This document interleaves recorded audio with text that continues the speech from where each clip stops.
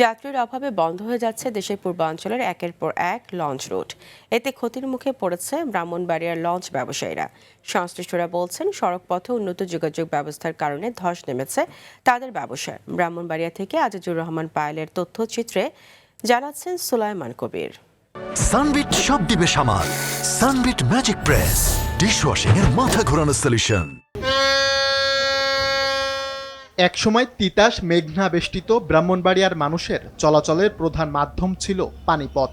দেশের পূর্বাঞ্চলের নৌপথে ভৈরব থেকে অভ্যন্তরীণ 6টি রুটে চলাচল করত লঞ্চ। বর্তমানে যাত্রী স্বল্পতায় বন্ধ রয়েছে ভৈরব বাঙ্গালপাড়া রুট। নবীনগর নৌপথে 4টি রুটের মধ্যে চালু রয়েছে শুধুমাত্র নবীনগর ভৈরব রুট। নরসিংদী নৌপথেও একই দশা, 4টি রুটের মধ্যে বন্ধ রয়েছে 3টি। আর বাঞ্জারামপুর ঢাকা লঞ্চ যোগাযোগ বন্ধ হয়েছে দীর্ঘদিন আগেই।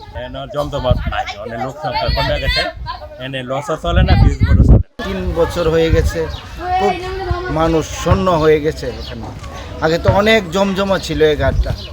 সড়ক পথে যোগাযোগ ব্যবস্থা অপেক্ষাকৃত সহজ ও সময় সাশ্রয়ী হওয়ায় লঞ্চ থেকে মুখ ফিরিয়ে নিচ্ছেন যাত্রীরা।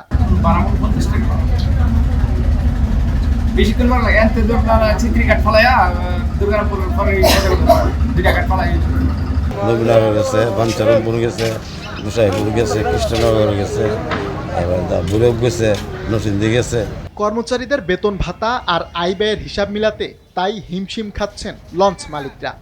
আগে কালেকশনও ভালো ছিল, রোডঘাট বিকল্প রাস্তা ছিল না, টলার ছিল না, স্পিড বোট ছিল না। এখন মনে করেন স্পিড বোট হয়ে গেছে, টলার হয়ে গেছে, রাস্তা হয়ে গেছে। এখন আর মালিকের ইনকাম আর নাই।